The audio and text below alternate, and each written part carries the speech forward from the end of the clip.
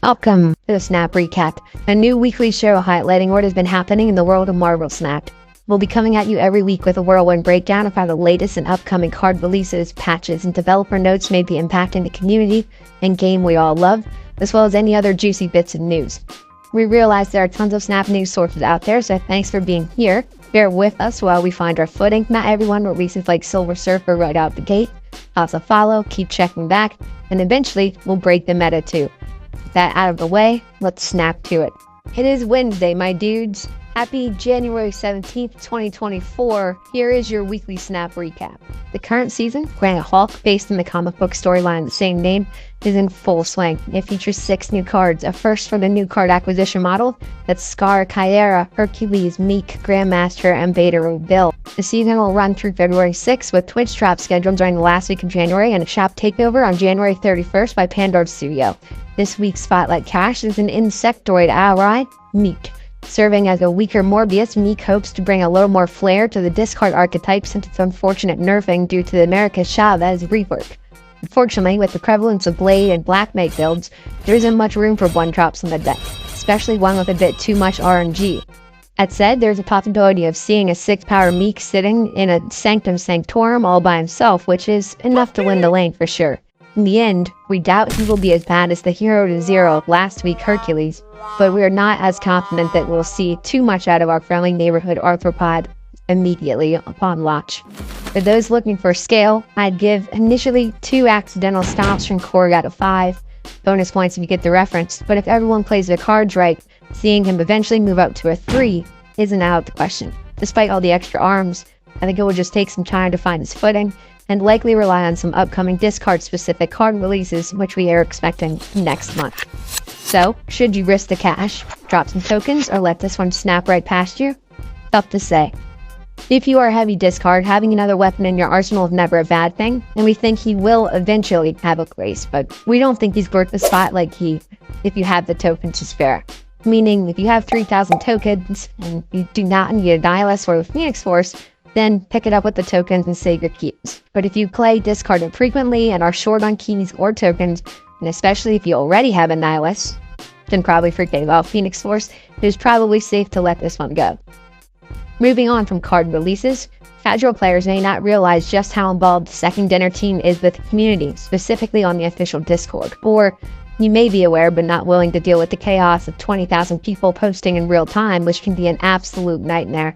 In an effort to still bring you critical answers to your burning questions, every Snap Recap will summarize a bit of the weekly dev FAQ. First up, for those of you who purchased the Kings of the Castle bundle expecting 10,000 gold and only received 4,000, the team acknowledged the 10k was a typo, and the actual amount should have been only 4,000. However, anyone that purchased the bundle during that time, that limited window that was listed as 10k, will receive the remaining 6k as promised. The portion does no ETA on when this is expected to be dropped. Based on past compensation promises, I would expect within the next 3 weeks. Second Dinner is usually pretty good about these things. Next, for those of us that are essentially collection complete and have decided to just sit on an unopened collector reserve hoard, the team has confirmed their stance on reserve hoarding has not been changed. However, current game stats are showing that the game economy cannot currently support higher rewards from reserves. There are no plans to modify reserve as a result, and they also stated that in the future, should they decide to make the major changes to reserves, they are likely going to auto-open all 4 reserves out of fairness to the players. They did mention that they'll try to make that as balanced as possible for the players that have been hoarding, but we'll see what happens. Similarly, gold tickets and reserves were addressed, with the team stating that the inclusion of gold tickets was expected to help boost the interest in the conquest mode that had recently released, but unfortunately the tickets were not seen to be as valuable as the team expected. Their hope is to use the gold ticket slot in reserves as a swap slot to encourage engagement in other yet-to-be-released features, so for now, at least, gold tickets are here to stay. For those wondering how the team feels about recently released cards that get a sudden nerf, including Season Pass cards, they have reinforced the idea that they liken the balance process to those employed by MOBAs or auto-battlers. With this in mind, nerfing a card should be an expected and understood necessary risk in ensuring that all cards are fairly balanced within the meta at all times. In other words, life's tough, get a helmet. And lastly, why buff Angel, not M'Baku? The team has agreed that M'Baku is overdue for an update, but also felt that it shouldn't be the exact same as Angel's change, as their play patterns are different. With this in mind, we should expect to see something with M'Baku in a future OTA, though no telling when that will be. And that is a wrap on the first ever Marvel Snap recap. Thank you for tuning in. We'll be back next week, and maybe somewhere in between, if anything worthy comes up before then.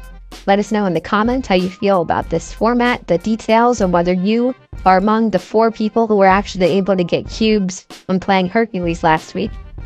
Also, for the time being, we just have some random stuff in the background, some random gameplay highlights. If you would like to be featured and have your gameplay highlights up in the background, please get in touch. We'll see what we can do. And remember, every snap counts, so stay marvelous and snap on.